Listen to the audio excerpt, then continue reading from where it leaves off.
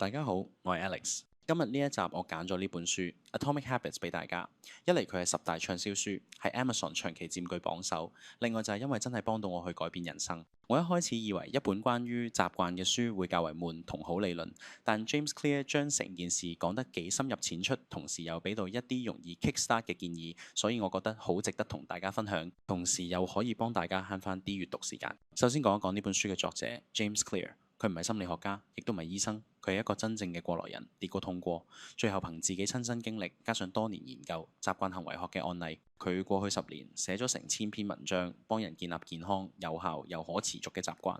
文章曾經喺紐約時報、時代雜誌都有上榜。佢嘅成名作就係呢本書，全球熱賣超過1500萬本，翻譯成超過50種語言。Goodreads 評分高達4.37。呢本書一開頭用咗一個好 straightforward 嘅故事，佢話英國國家單車隊110年以嚟，從來冇一個選手贏過環法單車賽，直到一位教練 Dave Brailsford 接手。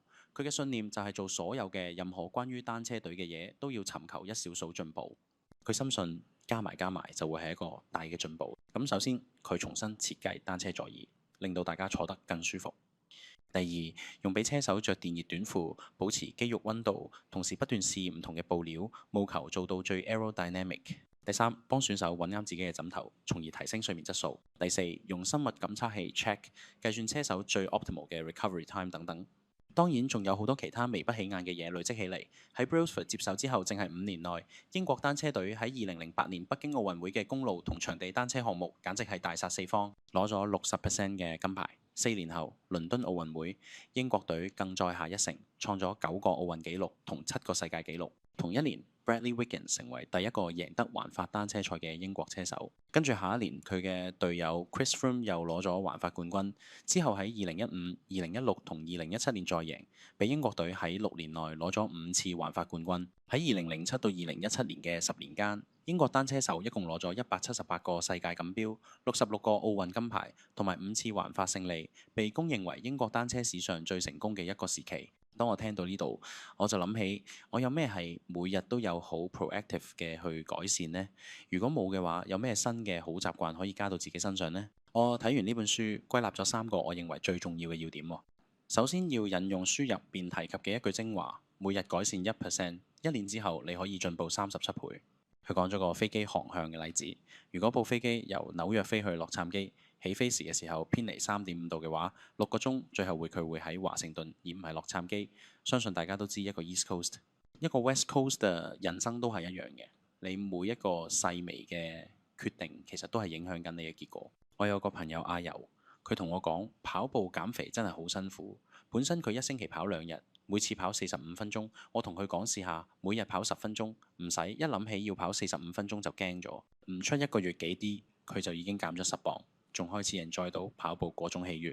第二就係習慣唔等於目標，需要配合系統。我以前成日以為改變人生就要定一個大目標，呢個都當然尤其重要啦。譬如減10磅、儲100萬、寫一本書。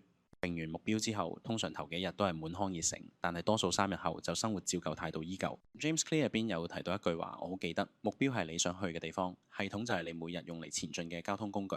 其實大家唔係冇決心變好，而係根本冇一套有效行到去目標嘅系統。至於設立系統呢個 topic，我會想用另一個 video 去 cover。有興趣嘅朋友可以留個言啦。所以我哋除咗要有清晰嘅目標之外，你可以試下問自己：我今日嘅 routine 有冇令我同目標更近呢？同埋反思一下現行嘅系統有冇效。如果有，可以點樣再做好少少呢？最後嘅要點就係習慣成果係唔會即刻出現，切忌心急。有冇試過努力一排做運動，但係身形冇變？學英文學咗幾個月，但係講嘢都仲會口窒窒。大部分人成日喺努力咗，但係睇唔到成果，呢個階段放棄咗。但係Atomic Habits 入邊提到習慣就好似你啱啱將啲水放去冰櫃一樣啊，啲水由20度一路降到10度、5度、1度，呢段時間水都仲係水，外表好似冇乜點變，就好似你開始一個新習慣嘅運動嘅做 meditation 做咗一段時間，好似冇進展一樣，水去到0度先會開始結冰。正如個世界暫時睇唔到你嘅改變，但係你嘅內在系統正慢慢改變，直到有一日 boom， 你終於破冰，開始見到結果。所以當你睇唔到結果，唔代表你冇前進，你只係仲未升到破冰點，唔使心急嘅。我睇完呢本書之後，最大嘅改變唔係馬上做多咗乜，而係唔再急功近利咁對自己。但而家我明白咗，原來我每日只要好少進步，就已經向一個新嘅身份靠近。去到最後想同大家分享一個我好中意嘅 quote， Every action you take is a vote to the person you wish to become. As the vote adds up, so does the evidence of your new identity. 都係嗰句，聽完萬卷書，務必踏出第一步，你嘅人生先會改變。